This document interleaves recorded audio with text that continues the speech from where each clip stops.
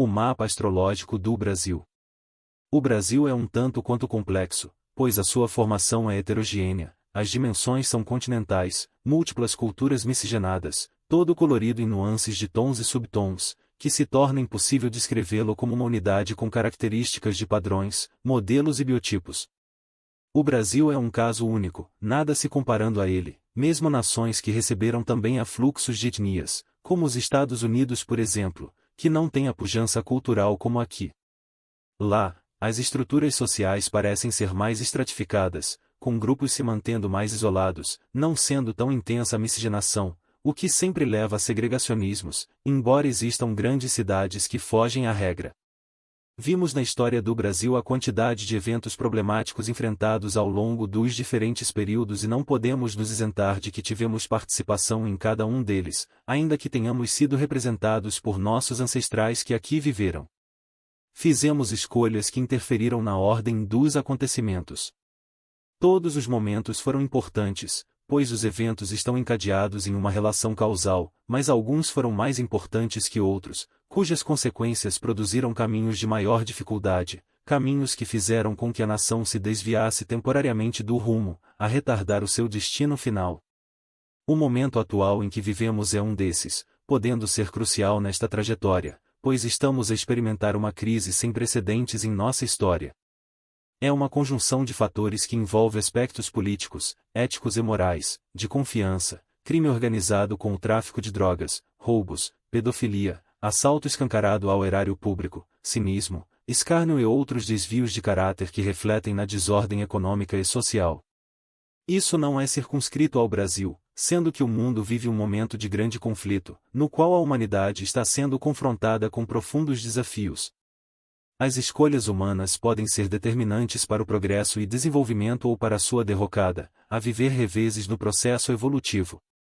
Mas se o desafio é imenso, também são grandes as oportunidades para passarmos a limpo questões que sempre estiveram a nos assombrar. Tanto no mundo como na nação. Pesadelos que sempre habitaram os porões e submundos e que agora, diante de um processo purgativo, vêm à luz para o conhecimento geral, para que possamos nos defrontar com as trevas e deflagrarmos a grande luta, tanto externa, na medida em que há de ser feita a faxina, bem como interna, pois o momento exige uma autorreflexão de como temos que lidar com toda a sorte de elementos que nos levaram a esse estado de coisas, pois somos também corresponsáveis na medida em que habitamos nossas próprias sombras. Mas, vamos focar o mapa do Brasil para vermos como podemos nos direcionar frente às dificuldades da nação que, no fim, são também as nossas próprias dificuldades. É comum as pessoas indagarem quando o Brasil nasceu. Foi quando de sua descoberta ou na data em que a família real aportou no Brasil? Assim como esses eventos, ocorreram outros marcos importantes da história. Poderíamos fazer uma comparação com o momento em que se dá a origem de uma pessoa. Ela é criada na concepção, sendo que o embrião passa por vários momentos de sua formação até que vem à luz com uma identidade própria, ainda que os pais do futuro bebê já tenham lhe dado um nome. Assim, no caso do Brasil, os momentos anteriores correspondem aos períodos de gestação pelo qual o corpo da nação foi sendo formado até atingir a condição de seu nascimento, em 7 de setembro de 1822. Embora existam algumas divergências em relação à hora exata do grito de Dom Pedro I às margens do Ipiranga, trabalha-se com o horário das 16 horas e 8 minutos como sendo a mais factual e é esta hora que considerarei aqui. O Brasil é virginiano com ascendente em Aquário, o que confirma o lema Ordem e Progresso estampado em nossa bandeira. Embora seja este um ideal positivista da filosofia empírica de Augusto Comte, o mesmo foi adotado pelo movimento republicano e indica que a busca pelo trabalho e o desenvolvimento levam à melhoria das condições sociais da nação. Então temos o serviço, Virgem, aliado ao desenvolvimento, Aquário, que são os signos solar e ascendente do Brasil. O Sol em Virgem indica um povo humilde, acolhedor e caloroso, agindo com senso prático e ordeiro, trabalhador e prestativo. O Sol está tanto na casa 7 como também adentra a casa 8. A casa 7 diz respeito aos relacionamentos, e no caso, são as relações exteriores, as parcerias e as alianças com outras nações.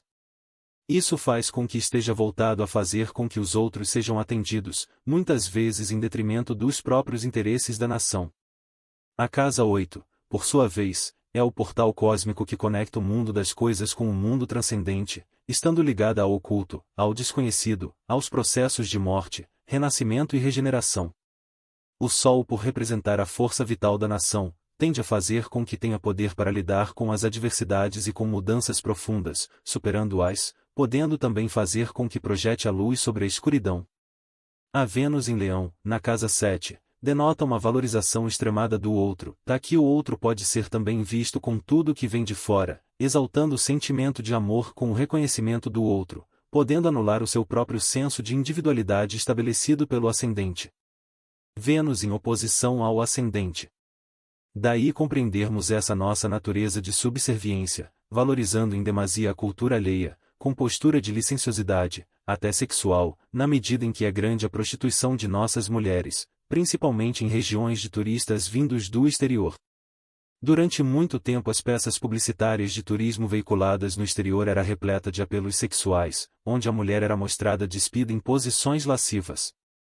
Lembro-me ainda que em 2016 o próprio Ministério de Trabalho propagou uma cartilha que ensinava como a pessoa podia ser prostituta, explicando desde a abordagem e o que fazer para oferecer satisfação ao seu cliente, criando-se até o Código da Profissão na lista de atividades profissionais na Classificação Brasileira de Ocupações, CBO. Situação vergonhosa, onde a autoestima do povo é lançada à lama por ações torpes, e ainda com o aval das autoridades públicas. Os valores ditados pelo espírito aquariano de liberdade, igualdade e fraternidade acabam sendo desvirtuados, a gerar o complexo de vira-latas que nos autoimpõe um sentimento de inferioridade diante do mundo, conforme exposto na famosa crônica de Nelson Rodrigues escrita há décadas e ainda mais do que atual. A formação do nosso povo sofre deformações estruturais, sendo visível o déficit de aprendizado existente, agravado nas últimas décadas com uma multidão de analfabetos funcionais que comprometem o nosso destino. Isso é confirmado por Saturno, restrição e tolimento, na casa 3, conhecimento, linguagem e aprendizado. Este eixo, casa 3 e casa 9, é denominado o eixo do conhecimento, sendo que a casa 3 indica o conhecimento básico, enquanto que a casa 9 corresponde ao conhecimento superior. Neste caso este conhecimento superior também é comprometido, pois se sofremos com a distorção na formação da base, teremos iguais problemas com a qualificação elevada, impactando em poucas pesquisas e avanços nas diferentes áreas da ciência.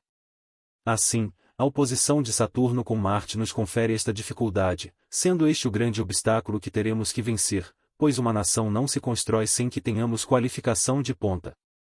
Essa deficiência de aprendizado, no entanto, pelo trígono, aspecto facilitador, formado com o Sol, em conjunção com Mercúrio, confere uma capacidade à nossa gente de estruturar os meios de trabalho com formação de vivência prática e de improvisação, que é o jeitinho que damos às coisas que muitas vezes fazem a diferença diante de outros povos, porém isso que tem sido motivo de orgulho e esperteza deve ser objeto de reflexão, pois parece que de fato mais dificulta do que nos auxilia.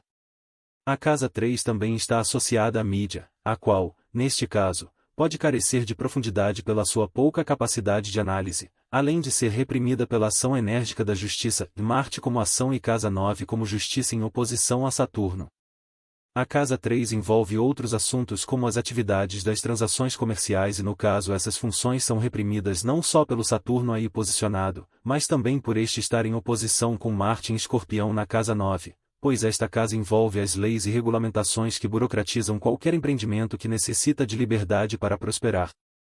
Saturno também adentra a casa 4 que envolve as coisas da origem, mãe e família, estabelece um sentido de pertencimento à família que tende a ser conservadora, valorizando-a e assumindo responsabilidades sociais quanto às mesmas.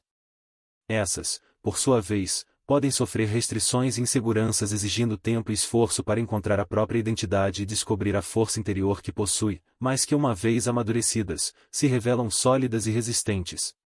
Em relação ao governo devemos observar a casa 10, que abre em Escorpião, indicando que o modo de governo adotado tende a ser autoritário e centrado no exercício do poder de maneira intensa, emanado de forças muitas vezes não aparentes aos olhos daqueles que veem com superficialidade. Escorpião é regido por Plutão, deus das regiões inferiores e subterrâneas, o qual se encontra na casa 2, que é o setor das finanças. No caso de um país, Este é o setor da economia e aqui cabe uma análise da casa 2 juntamente com a casa 8, a qual já comentei sobre a sua função transcendente, mas que também se refere a outras questões que mencionarei a seguir. Nos mapas de pessoas, o eixo que envolve estas duas casas é denominado os valores, sendo que a casa 2 afeta os valores da pessoa e a 8 correspondendo aos valores coletivos. Ao tratarmos de um mapa de uma nação, podemos inferir que a casa 2 se refere à economia e aos valores do tesouro público, constituindo na soma dos recursos orçamentários destinados ao provimento da função governamental, enquanto que a casa 8 envolve os recursos, que, embora sob influência do governo, na realidade não lhe pertencem.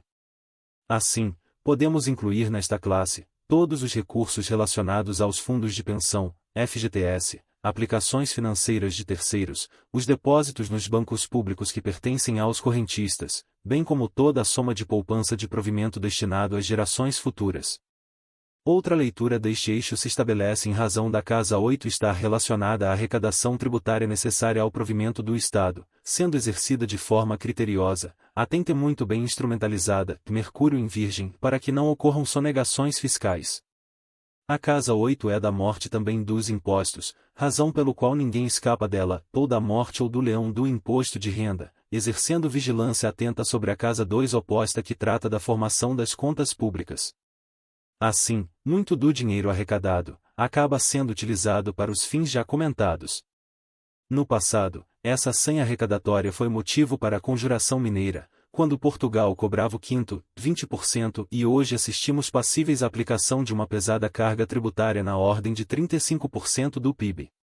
Mas o peso que cai sobre os ombros da classe assalariada é muito maior, podendo fazer com que a pessoa trabalhe mais de 5 meses do ano para pagar imposto, sem a devida retribuição em serviços. Plutão, regente natural da casa 8, está em posição cósmica inapropriada, exílio acidental, o que impõe, nesta condição, confusões entre o que pertence à nação daquilo que pertence à coletividade. Daí compreendermos o confisco da poupança pelo Collor para resolver o problema da inflação e da liquidez, à custa da insolvência da coletividade, ou mesmo das pedaladas fiscais da Dilma, e de outros presidentes que a antecederam, que foram manobras contábeis para melhorar o resultado das contas, ou seja, é a não declaração nos balanços de débitos a serem repassados ao Banco do Brasil, à Caixa Econômica Federal e ao BNDES para simular que gastou menos dinheiro do que realmente havia gastado no exercício anterior, ou seja, fraude que caracterizou o crime de responsabilidade motivando o impeachment. Isto é agravado com a oposição existente entre Plutão e Mercúrio de casa 8. No caso, Mercúrio, Deus que rege a retórica e a sagacidade, parece-me que está a serviço do ilícito, rege também a astúcia e o roubo, vindo a se apropriar daquilo que não lhe pertence. Lembremo-nos que o primeiro ato de Hermes Mercúrio foi realizar o roubo das vacas de Apolo. Embora sejam aspectos geracionais, mas que podem ser interpretados pelas casas, Plutão está em quadratura, aspecto de dificuldades, com Urano e Netuno, posicionados na casa 11, setor da representação da sociedade. Assim a casa 11 é o Congresso, Câmara dos Deputados e Senado. Neste caso a conjunção de Urano com Netuno na casa 11, em seu lado negativo, indica lideranças sem qualquer compromisso com os interesses da coletividade. Quando o butim, casa 2, não é negociado pelo poder da economia governamental para atender aos interesses escusos, Plutão, temos o que conhecemos, e chantagens, negociatas, corrupção e todo esse quadro desolador que pontua o nosso noticiário. Não é sem propósito que a classe política em sua maioria está comprometida com toda a sorte de ilícitos penais, a qual fica refém de interesses e compromete a melhoria do país, propondo leis voltadas aos interesses de seus patrões. Marte, regente da casa 9 em Escorpião, pode fazer com que se busque a verdade e a justiça de maneira firme e impiedosa, revestindo-se de um espírito supremo de guerreiro, mas que pode também não aceitar ser contestado pelos clamores das ruas ou dos meios de comunicação, principalmente agora que é feito pelas redes sociais, que também correspondem à casa 3, à voz do povo. Isso pode fazer com que a justiça reaja de maneira a violar, paradoxalmente, os próprios direitos que deveria defender.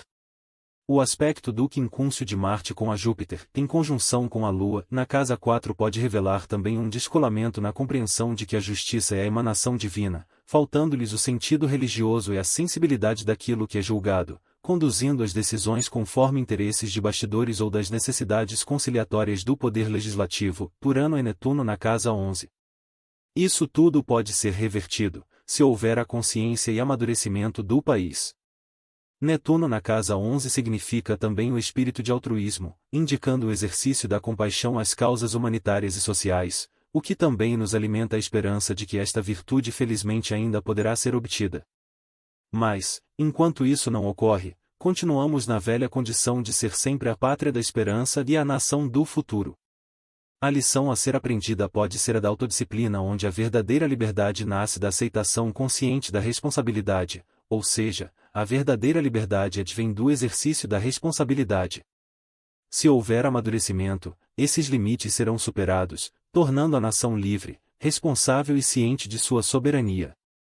Ainda temos a Lua, Mãe, em conjunção com Júpiter, fé e religião, posicionados na casa 4, que está relacionada, como já comentei, às nossas origens, à Mãe, às tradições, à ancestralidade, à família e às propriedades, que no caso trata-se de todo o território nacional, pois é de propriedade da nação.